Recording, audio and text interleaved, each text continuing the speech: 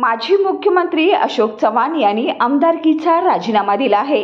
अशोक चव्हाणांच्या पक्ष सदस्य तत्वाच्या राजीनामा कॉपी तारा न्यूजच्या हाती लागली आहे। पक्ष सदस्य तत्वाच्या राजीनाम्याच्या कॉपीमध्ये विधानसभा सदस्यांच्या पुढे माजी हा शब्द लिहिण्यात आलेला आहे।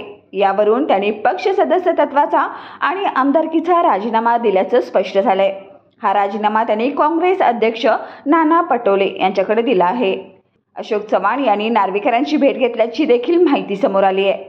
14 फेब्रुवारी रोजी अशोक चव्हाण भाजपमध्ये प्रवेश करण्याची शक्यता आहे। अशोक चव्हाण यांच्यासोबत काही आमदार देखील जाण्याची शक्यता आहे।